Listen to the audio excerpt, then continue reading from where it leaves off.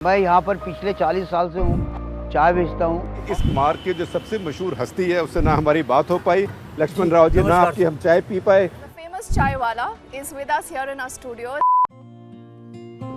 आज लक्ष्मण राव लोगों के दिमाग में है कि एक चाय वाला है, लेकिन ये किताबें भी लिखता है, एक साहित्यकार भी है। पत्रकारों से ज़्यादा प्रेरणा मिली कि आए दिन मेरे बारे में वो छापते थे, अखबारों में छपता था, फिर वो लोग मुझे मिलने आते थे, फिर मेरी किताबें बिकती थी, तो एक परिचय बढ़ रहा था, काम बढ़ रहा था।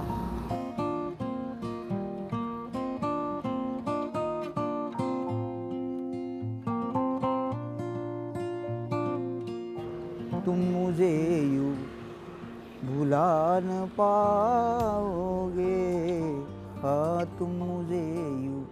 ये घटनाएं जब सामने होती है तो शब्द आते हैं, वही लिखोगे आप। इसके लिए नॉलेज की ज़रूरत नहीं है, इसके लिए ये भावना, ये कहाँ काम कर रहा है, उस घटना पर काम कर रहा है, वही शायर है, वही लेखक है। धीरे धीरे टाइम हमने कम कर दिया था, वो यहाँ सिर्फ लोगों को मिलना और किताबें बिक रही है इसलिए। नमस्कार नमस्कार, और कैसे हो, ठीक हो? एक इंटरनेशनल कॉन्टिनेंटल होटल है सांग्रीला, वहाँ एज ए टी कंसल्टेंट के रूप में काम कर रहा हूँ। 30,000 रुपये वेतन मिलता है, और जबकि 70 साल में लोग रिटायर हो जाते हैं, मुझे काम मिल रहा है, ये मेरा भाग्य है। हमें तो इस बात का दुख है, हम हमारी अपनी चाय नहीं दे पाते। हम हमारी अपनी चाय अलग बात थी। अभी मैं चाय देता हूँ ना, जो वहाँ एज ए टी कंसल्टेंट में रूप में काम करता हूँ, तो कहने का मतलब वो चाय 778 रुपये की है। एक चाय 778 रुपये की, 10 रुपए की चाय थी।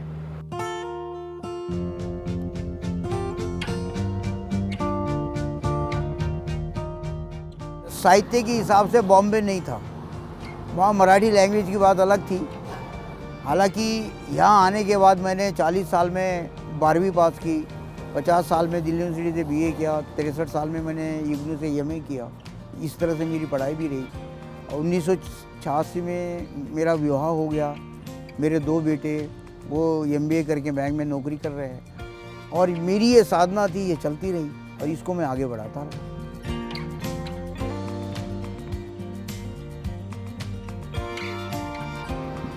कुछ लोग कहते हैं कि इतनी अच्छी किताबें क्यों रखी हुई है। कुछ लोग कहते हैं यार ये फुटपाथ की किताबें हैं।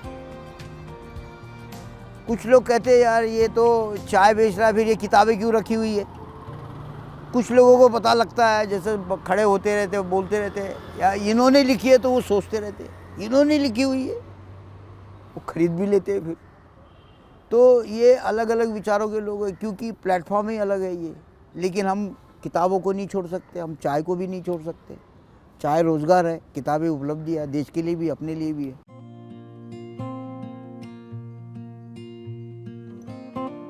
यहाँ बैठा हूँ तो यहाँ भी पढ़ रहा हूँ, टाइम मिल गया तो यहाँ पर भी पढ़ रहा हूँ, यहाँ पर भी अपनी सोच बना रहा हूँ। तो इसका लाभ मुझे मिला, और मुझे अपने सारे जो कैरेक्टर्स हैं वो मुझे सड़कों पर से भी मिले हैं। एक लड़की सामने आती थी पढ़ने के लिए, सीए करती थी, रेनू नाम की, उस पर हमने पूरा उपन्यास तैयार कर लिया। तो जो कैरेक्टर हमें दिखने को मिले, हमने बातचीत किसी से नहीं की, कंफर्म नहीं किया है। अगर कंफर्म करने जाते हैं तो वो मना कर देंगे, वो सच्चाई भी नहीं सामने आएगी।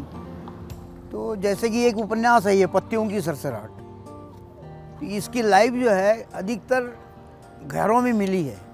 अब इस लड़की का जीवन ही ऐसा रहा कि ये कहती है कि मैं इस घर में मैं विवाहित बनकर आई थी, और अविवाहित बनकर रही हूँ, और विधवा बनकर अपने मायके जा रहा हूँ। ये कितनी बड़ी घटना है, और ये सत्य घटना है।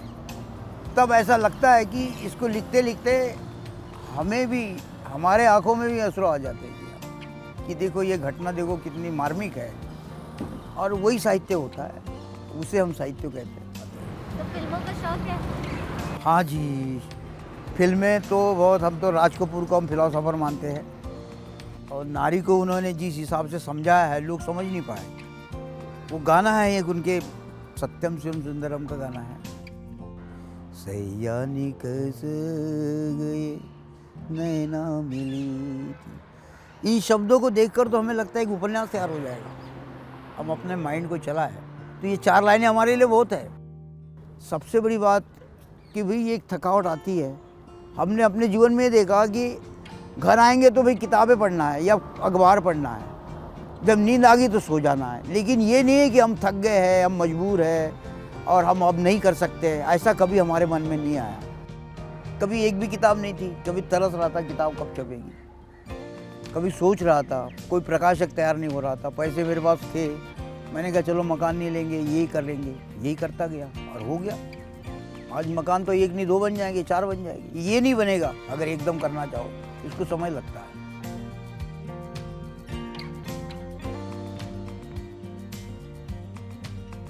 मैं दिल्ली में आया था गुलशन नंदा जी बनने, वो मैंने बन के दिखाया। ये बहुत बड़ी बात है। यहाँ हिंदी भवन में इतने सारे लोग आते हैं, वो कहते हैं यार आप कर गए, हम नहीं कर पाए। हमारे पास सब कुछ है, तेरे पास कुछ भी नहीं था। लेकिन इसी बिहाफ पे मैं अब अपने भविष्य में शेक्सपियर बनना चाहता हूँ और वो मैं काम कर रहा हूँ, आगे बढ़ रहा हूँ।